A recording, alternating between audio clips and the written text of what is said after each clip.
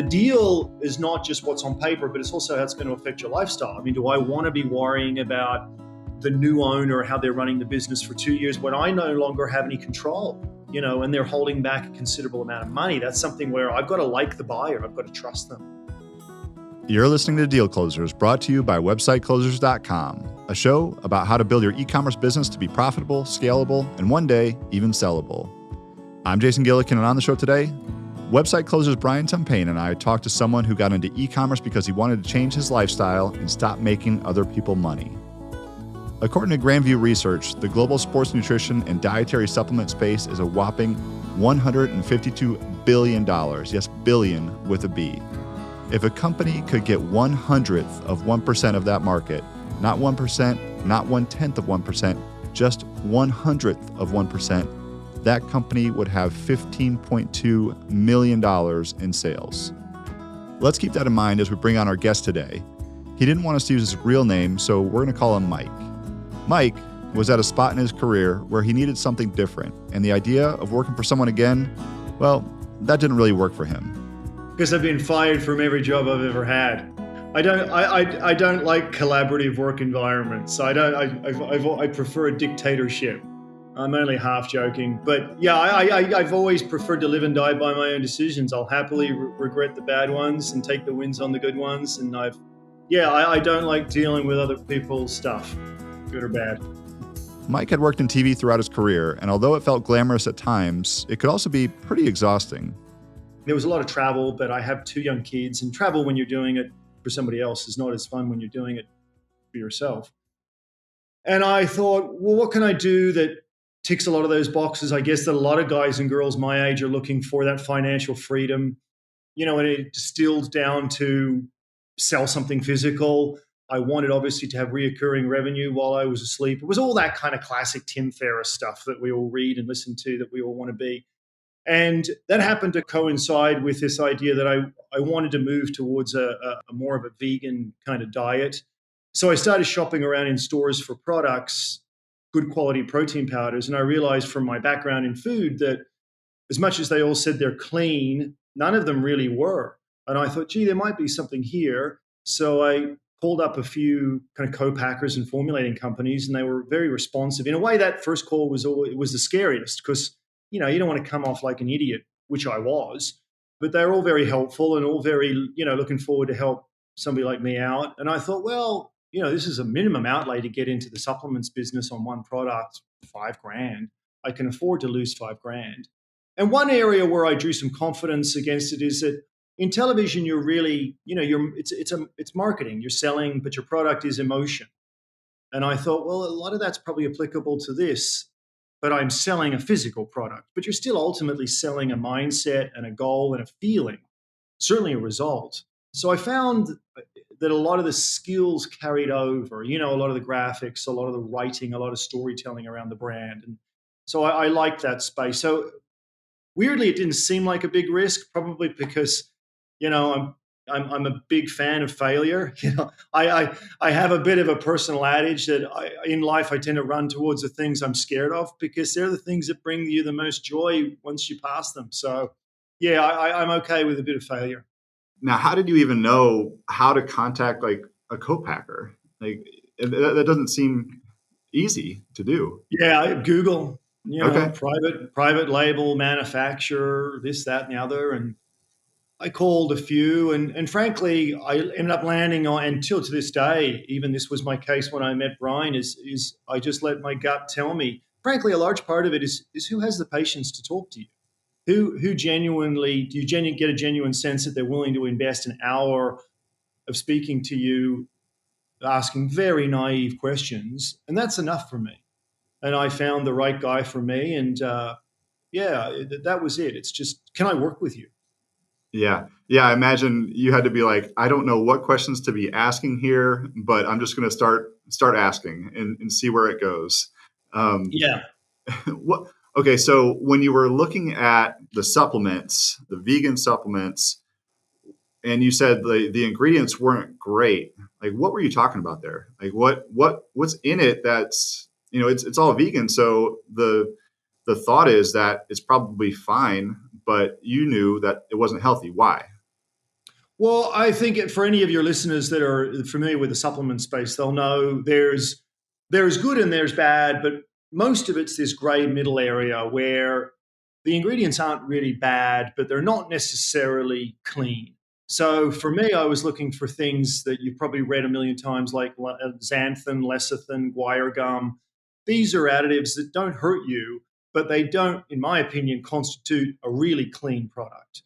So even forms of sugar, stevia and other sweetening agents, I thought, well, I really wanted to build a product that was legitimately clean. And if you want to add something sweet or something to, make it less grainy, then I'll leave that up to you. But I wanted to be able to make a certain claim that this is the cleanest vegan protein on the market. And I think I delivered it. So that was really the mindset, is just to offer something niche. I knew I wouldn't tick every boxes. I knew it was not going to be a home run and it was going to make me tens of millions of dollars. But I knew that it would find an audience because I thought, well, if I'd be interested in this, there's probably other people that might be. Okay, so how did you test it out? You're going through these formulas and all that. Or at one point where you're like, oh, this is actually pretty good. Well, we went through about 25 different formulations and 23 tasted like shit. And which I thought was fine. I mean, at least it's clean. And that was the trade-off. I actually thought in the end, the audience is going to eat this. There's an audience that actually wants to eat fruit and vegetables. So, there's so many protein powders now. You go into these stores and you see protein powders that taste like a kid's birthday cake or a chocolate donut. And I thought, this is not going to be my audience. But my mindset was always, if I can get 0.001% of those three massive brands that we all know, that's enough for me. I mean, that's a living for a little guy like me with no expenses. So that was always my mindset, is make a promise, make the promise true, like have an ingredient label that could withstand legitimate scrutiny. And that's enough. Is there enough brand there to kind of build a little business on? All right. So you're ready to launch. Tell us about that launch. Well, I maybe launched a little different to a lot of other people in that I decided to do a Kickstarter campaign. I didn't do the Kickstarter campaign because I needed the money. I mean, the first run with packaging was under 10 grand, and I already had that money. I only did the Kickstarter to test the waters, and you get a mailing list from it as well. And the thing with Kickstarter is probably a third of the money is your family and friends throwing you a pity bone. And here you go, Mike. Here's $500. Oh, yay! Which is nice. You feel a bit guilty taking their money, but you're getting feedback from people all over the world saying, "I love this. I love this. I love this." I thought, this is exciting, and the feedback. I met the amount that we asked for on Kickstarter within 24 hours. Now, it wasn't much. It was only 30 grand, but I thought, this is great. This is fantastic. It's found a voice already. So for me, that was less the financial win. It was the marketing nod. People said, "Yeah, we like this." That's awesome. So you asked for 30 grand, or you ended up getting 30 grand? I asked for 30 grand. There's a minimum threshold on these Kickstarter campaigns where some of the apps, if you don't get the money, it all goes back. So I reached that threshold. So in the end, the Kickstarter campaign raised about 70,000, which for me was just free money. And in hindsight, it's exciting because the business has never been in debt. It's never been in debt from that beginning day to when Brian and I sold it just a couple of months ago. I mean, it's never had a dollar's worth of debt. So it's kind of fun to be able to say that. That is really cool. And so you send the product out. You're probably on pins and needles thinking, like, are people actually gonna like it and order again? So did they start ordering again? The feedback when it was sent out was mostly positive, but when you're selling a product that really has zero additives, zero fillers, I mean, this is not for a lot of people. There's a popular cough medicine. I don't know if they have it in the States. They have it up here. It's called Benadryl. And their marketing campaign is that it tastes like beep, but it works. And I thought, this is my protein powder. I mean, if you can, I mean, it didn't taste like a swamp, but this was not lovely. And I found that to be very effective. I mean, I buy that specifically for my kids because I think if there's something torturous about it and they can't make it taste better, then it's got to work. So I thought, all right, that's my protein powder. That's amazing. Did you get feedback like people were performing better in athletics? Were they feel better? What kind of feedback were you getting other than, I you got a know, lot of positive feedback. I got a lot of people saying that largely, in the supplements world, I think a lot of, my mindset has always been to put the best product I can put forward. But for anybody who knows that sells online, you get crackpots that tell you that it's made of witch blood, and you get all kind. You get a lot wide range of people. But the majority of people simply said, I just love the fact that there's no additives in it. I love the fact that it really is clean. If I want to put a banana and a lump of sugar in it in my smoothie, that's great. But they said you have legitimately delivered a clean product. Yeah, and I had a lot of people saying their digestion is better, and yeah, it makes you feel good. At the end of the day, I got into it essentially as a mechanism potentially for a lifestyle and also a product I believed in. But then you start, and I came to learn this, and I'm still surprised now. I would get emails 2, 3 years later from other products. And sometimes I'm reminded that, wow, a lot of these products people, they wait for every 30 days, and they do affect the quality of their life. And I've never, I've seen myself as more of a business person than a formulator, because I've relied on experts to do that work, with years of training. But it is nice when you receive compliments on a product that has legitimately changed a person's life. that's awesome. So tell us about the business. When did you start to know, okay, like this is going to be my full-time gig for a while? Did you end up adding people to help you out? How did that all work? Well, I never planned on building a business. I just thought I was launching a product. Mm, And then 3, 6 months later, people would say, we love it. Have you thought about doing a product X or a product Y? We buy this product from such and such, and there's this in it. Could you do a version? And I thought, wow, as I came to learn, your customers probably already know the hardest thing is developing a customer base. And I realized I have a customer base, albeit very small. Sell them something. Sell them something. So I started talking to the co-packer I was working with, and then other guys and girls across North America that did other products, and I just started putting other ones into the marketplace, and it was met the same way. I mean, I've never prided myself on reinventing the wheel in the supplement space. It's not something I wanted to do, but I just took what I knew were the most popular products and worked with formulators and said, well, what are the complaints that they get on this, and how can we make this better? So that was always my approach. A 5, 10, 20% improvement on a very popular existing product for me, I thought that'll find an audience, especially if I can manage good customer service and keep the prices reasonable. That's really the secret sauce for me. nice. So let's talk about the e-commerce of it all. So what platform are you on, or what platform were you on? Was it a Shopify, Magento? I sold almost exclusively on Amazon with some on Shopify. The Shopify at the end of the day came in late in the 3 or 4 years of the business. And it was really just because I was using 3PLs at that point to manage from manufacturer to Amazon. And I thought, well, why not have an outlet where I can sell some, direct to customer? But the main driver has always been Amazon.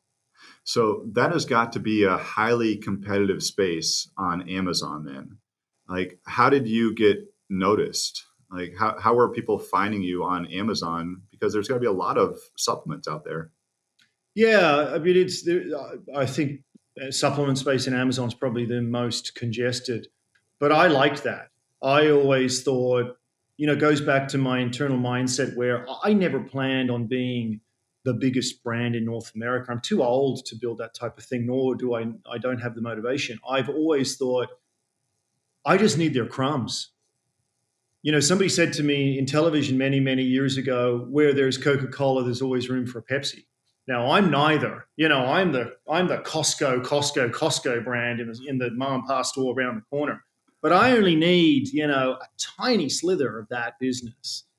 I think I'm okay at marketing. I think I'm okay at telling a story around a product. For me, that was the things that drove me. I'm okay going into a populated space because I think I can tell a different story on a product than maybe some of the big boys can. And I think often what happens is that these large companies move so slowly. Every decision that they make on a label goes through hundreds of people, it takes months and months. I have the ability to correct and change and pivot very quickly. So I had no problem doing that. Yeah. Well, let's bring Brian from Website Closers into the conversation here. Brian, when did you first become aware of Mike and his supplement company? Yeah, no, good question. So Mike was actually a referral from his brother. I had worked with his brother on a previous transaction, and that was a warm introduction. But had the conversation probably about 6 months ago. A really good conversation. Learned a bit about the business, and it seemed like a really good fit for obviously what we're doing here at Website Closers. There was a lot to like, and so went from there. So Mike was talking about his business is, just getting the crumbs, and he's looking for 0.01% of the supplement space. Like, why is that interesting to buyers? Yeah, no, good question. I think, look, it does present the idea that there's more out there, right? I mean, he's taking a small share in a big marketplace, and incremental gains there are going to really add to the bottom line. The interesting thing about Mike's too is he just had incredible growth. It was a relatively new business, really only a couple years old by the time he started to take it to market, but had seen really incredible growth. It's well branded business. He was continuing to add new products, which are all things that I think the buying community was interested in. And like you said, it's a big market, it's a crowded market, but to Mike's point, even taking some crumbs off of that big market is impactful. And so I think there's a lot of buyers out there that were interested. There's a lot of buyers that are already in the space that wanted to add some of these product lines or bring in some of the branding expertise that Mike had. And so it was a good fit. We felt right away that there was going to be a solid market for it out there. We just had to try to figure out what the best way to position it was, how to get the numbers ready to go, and things like that. But we knew from the start there was a good business here. There was going to be a lot of interested parties, and fortunately, we were right. So, from a buyer's perspective, then, is it something where they're thinking, well, shoot, this guy has already penetrated the market a little bit, seems to have some great branding here. Look what he's done with just one person. Imagine what can be done with a bigger company, like a bigger team behind it. Is that kind of the thinking? Yeah, that's certainly part of it, no doubt. I think there is a story that Mike had about how he developed the business. There's a story about the branding and the cleanness, like he mentioned, behind it, which a lot of buyers were interested in because he already had that community that was bought into that type of product. But you're right. At the same time, he did it by himself with the help of a few VAs, and I do believe there's buyers out there that realize there's potential to build some scale around that, to add some team around that, and to really take it to the next level. So yeah, absolutely. I think that was interesting to folks. It's hard, I think, in a situation where there is an element of creativity and, kind of branding expertise. It's sometimes hard to replicate that. And so I bet there are some concerns in the buying community about can they take, kind of Mike's branding expertise and replicate that, but couple that with just scale and manpower and woman power. And, I think there's opportunity either way. So we had a great response. The market was excited. We had a number of really interested calls and a couple offers, and ultimately really ended up on a good deal that I think Mike's happy with. That's really cool. Mike, when you're thinking about, do I want to sell this company? Were you factoring in like, well, I've got a pretty good thing going here. Am I sure that I want to? Do I want to get rid of this? Like, what's going through your head at that point as you're starting to think about, well, maybe I want to divest from this? Yeah, for me, it was certainly not a fire sale. I mean, I was not, overly keen on selling when I first reached out to Brian. It was more of an explorative call just to get a sense of the process. And also, being a small, single kind of owner business, I'll say quite openly that my books were not up to Procter and Gamble's scratch. I mean, so there was a bit of learning there. Brian laughs modesty, but That's he was that's very kind a in, bit in of an not. understatement. Yeah, Yeah, so yeah. so I wanted it was not I wanted to get a sense of what does it look like to prepare the business for sale, and then that informed the question of, well, do I even want to sell? I mean, I didn't really know what it was worth. I didn't have a ballpark. So that was for me, I guess, the first phase is Brian kind of holding my hand of, okay, this is what you got, this is what we can make it look like, and this is what we think the market may say to you. And that was all very exciting and much learning for me. And as we went through the process, I think I became more and more keen to sell. My inner dialogue regarding selling was specifically, and it's not lost on me that 99% of the business was Amazon. Everybody like me has a love and hate relationship with Amazon. We all hear horror stories about Amazon can, pull the plug on you, generally, falsely, and then you bring your business back up. So there's a lot of that. I'd been in business long enough to not to really worry about the nuances of Amazon, making little errors and shutting me down, coming back up. That had never happened to me. But still, there was a part of me that also just thought, what would it look like if I just kind of cashed out of it? I'm also 52. I've got two teenage daughters, so there's a large lifestyle component for me. I mean, it's not lost on me that, in a way, I kind of had the life that I already wanted in a way. I mean, I was the guy who was doing 2 hours on my laptop. But still, even though you're doing 2 hours on your laptop, people rarely say that you are always thinking about it. It's always on your mind. You do a lot of work that's not in front of your laptop, and you do a lot of worrying too. So I thought, now's the time for that. And also for me, I knew that the business was at a point where if it was either going to stay where it was or I needed to put teams in place to scale it up. And I don't like working with other people very much. I don't want to manage people. I can manage products and I manage a couple of VAs, but as Brian will kindly attest, I can be a bit of maintenance myself. So I don't want to force that onto other people. So I knew that, at this point, I got to pass the baton up. And then, what I and my VAs are doing, they're going to separate into teams. I'm doing supply chain, I'm doing graphics, I'm doing purchasing. So it needed to build up. And I didn't want that. Gotcha. Brian, when buyers are looking at this company or any supplement company in general, like what kind of multiples are they looking at? What kind of range would that be? And that's for anybody listening to this who's thinking, oh, you know what? I've got an Amazon company or I've got a supplement company. Maybe I want to sell one day. Yeah. What kind of multiples are we looking at here? Yeah, look, really good question. I think at Website Closures, we probably sold more supplement companies than anyone out there, and so we probably have a good feel for the supplement market. It's still a really strong market. I think there is a lot of demand. Like we've said earlier, there's a lot of competition, so I think there's probably a bit of pressure coming in that market just because of that element. But I think in Mike's deal, we were able to get over 5 times his trailing 12 earnings.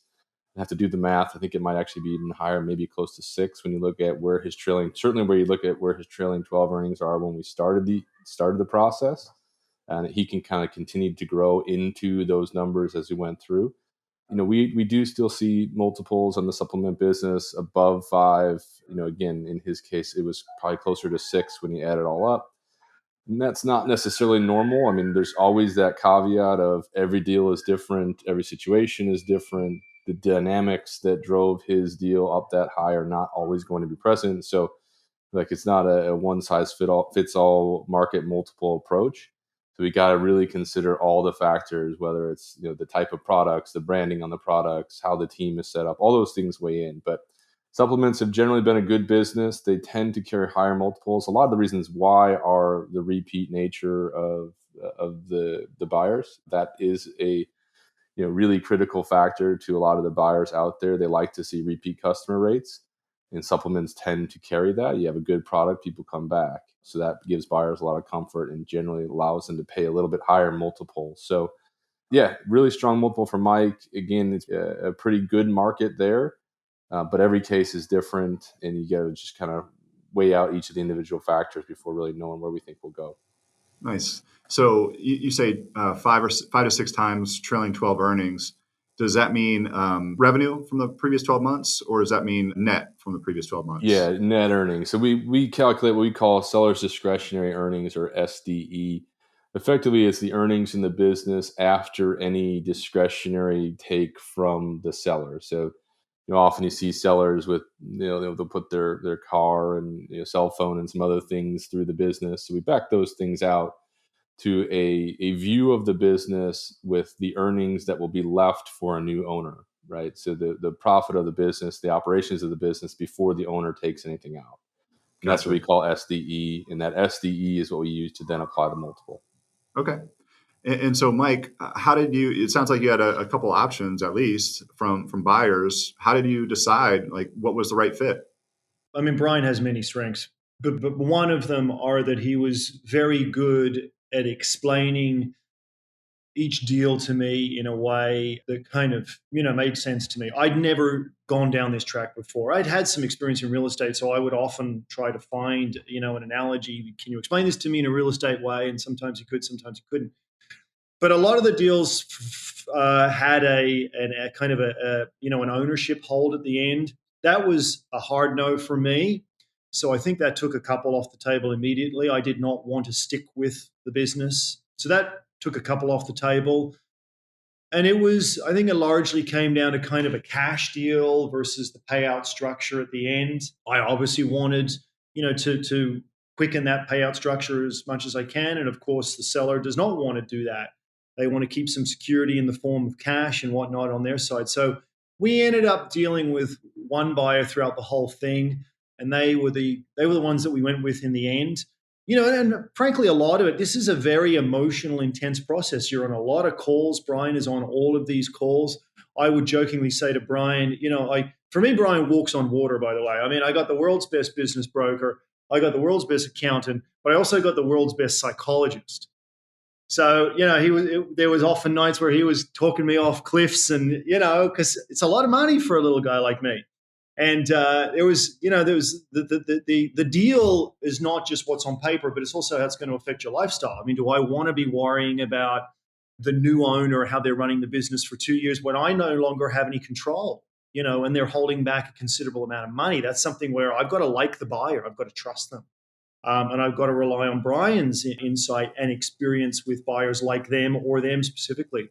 So there was a lot of nuances there that helped me make a decision towards the end. Did you end up getting a lot of cash up front and then there's a payout Yeah, later? I mean, Brian's reminded me a couple of times that in the scheme of things, this he likes to tell me this was a bit of a rare deal, and I also know from other sellers and peers that I've been told that I did. Brian has since told me afterwards that you pushed a hard bargain. I've come to learn that I did. There was a few occasions where. I wouldn't say I was ready to walk, but I was a little cut and dry in my response. And I may be more fortunate than other buyers in that, like I said earlier, it was never a fire sale for me. I was kind of okay to potentially hang on to it for another year or two. So I think that put me in a nice negotiation position. But I had a sense that it was worth something, and I probably squeezed the sellers a little harder than the buyers than other sellers might. Brian, any thoughts? No, look, I think that's fair. I think it's a fair description. I think he did have the benefit of not needing to sell. That is important, right? Buyers certainly can tell when you're trying to get out and you're desperate, and knowing that he didn't need to get out and he had some time and he was comfortable holding on does give him some leverage, certainly, that other sellers don't have. So that did help. And he's right. Look, I was surprised. He pushed a few times harder than I might have, but it ended up working out in his favor. And he stayed the course. And look, I think he got a great deal. I think it was a really strong deal in the market we're in today, and a good outcome, certainly. A lot of cash up front, a little bit of a deferred payout, but overall, a really nice structure for him. I would say, in addition, there was quite a few moments throughout the deal where I didn't like the look of something, but Brian would take the time to explain to me why they've structured it like this, and it made sense. And my original gut reaction to what they wanted seemed uncanny or unreasonable, but when it was explained to me, I thought, okay, now I understand it, and it became a lot more palatable for me. So that for me was extremely helpful. It was the nuances in a very big contract where I could have got lost if left to my own devices. And like I say, it is an emotional decision because for me, a one man band, it's not lost on me that I feel like they're buying my baby. I mean, they're buying everything. They're buying all that branding and all of that investment. They're buying the story. They're buying everything. So I think it's probably like real estate agent where, people have a tendency to value their own home more than others do because you have emotional investment in it. So Brian was very good at allowing me to extract some areas where there could have been considerable value, and he would lead me towards, Mike, no, they see it through this lens. So that's why it's only worth that. That's awesome. Congratulations, both of you. Two more things, Mike, and I'll let you go here. One is, what's next? Like, what's your next plan? Is it more e-commerce? Is it more supplements? Is it just living? I've been retired for 72 hours and I don't like it. It doesn't suit me very well. So, but yeah, I got out of it largely for a lifestyle decision. But, I think I'll go back into it. I was made to sign a 2-year non-compete, which I was told is good. Typically, it would be more. So, I just love Brian and I'd love to work with him again. So we've had a couple of chats about what it would look like. And there's been so much experience now just through the process of dealing with Brian and selling it that I would now take into how I build a new business.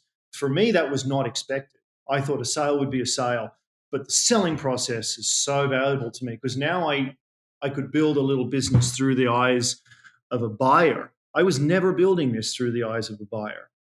So there's immense value for that. So yeah, Brian hasn't seen the last of me yet, maybe to his chagrin.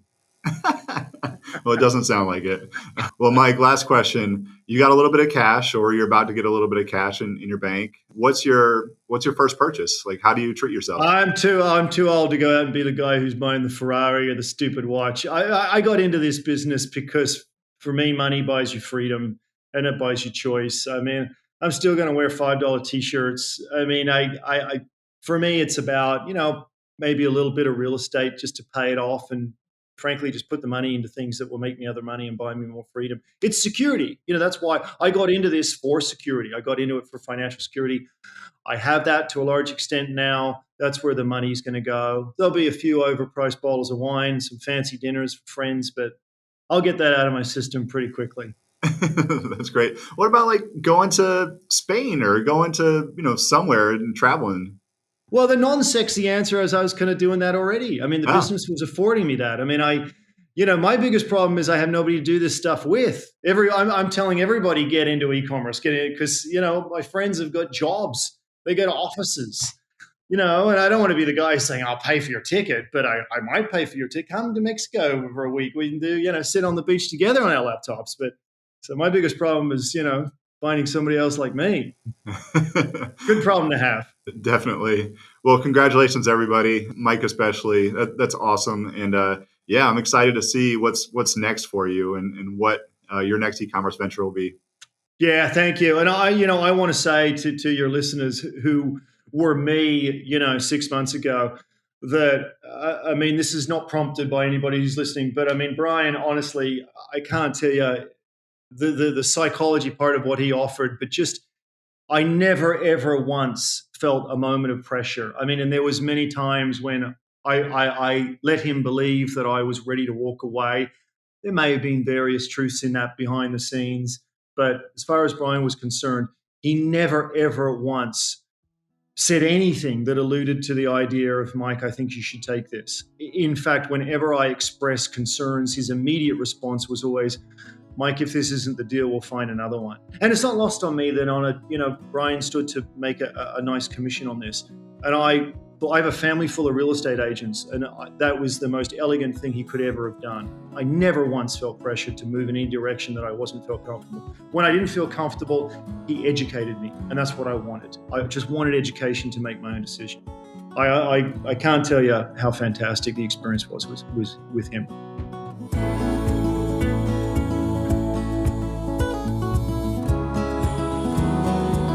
All right, that was Mike in the supplement space. Such a great story of getting just a tiny fraction of a huge market and making the most of it. Thanks everyone for listening to this episode of the Deal Closers podcast, brought to you by websiteclosers.com. If you like the show, be sure to rate us, write a review, press the follow button, or share with your network. And of course, if you're looking for help selling your e-commerce business, be sure to visit websiteclosers.com. This episode was edited and produced by Earfluence. I'm Jason Gillikin, and we'll see you next time on the Deal Closers podcast.